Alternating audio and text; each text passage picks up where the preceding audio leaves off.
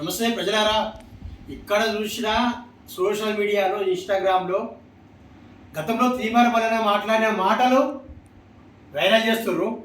అసలు తీర్మాన వలన ఏం మాట్లాడాడో ఒకసారి విందాం. రెడ్డి వచ్చిన తర్వాత లేకపోతే ఉత్తమ్ కుమార్ రెడ్డి వచ్చిన తర్వాత మొత్తం జీవితాలు మారిపోతారు అనుకున్నా. ఏం మారాయి? వీళ్ళు ఇంకా ప్రమాదకరం, వీళ్ళు ఇంకా ప్రమాదకరం.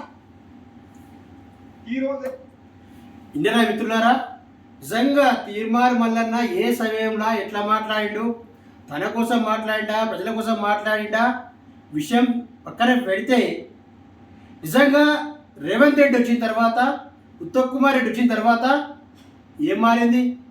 ప్రజల బతుకులు మారలే, పేదల బతుకులు మారలే, ఇందిరామిల్లు రాలే, గులకుర్మకు న్యాయం జరగలే, బీసీ న్యాయం జరగలే. ఒకటే ఒకటి జరిగింది, ఒక దుర్మార్గమైన పాలన. ఎట్లా నడుస్తుందంటే మొత్తం రెడ్డిలే, చైర్మన్ రెడ్డిలే, ఎమ్మెల్యేలు రెడ్డిలే, మంత్రులు రెడ్డిలే, మొత్తం రెడ్డిలే రాజ్యం వేసేసిండు రేవంత్ రెడ్డి వచ్చి. మరి బీసీలను ఎవరు పట్టించుకోవాలి? మరి బీసీలకు ఎవరు న్యాయం చేయాలి? ఇగో ఇలాంటి విషయాలపై ప్రజలు ఆలోచన చేయాలి. ఇప్పుడు వచ్చిన ఎంపీ ఎలక్షన్లలో కూడా, రాబోయే ఎంపీ సీట్లు కూడా మొత్తం రెడ్డిలే. రెడ్డిలు తప్పితే ఓసీలు.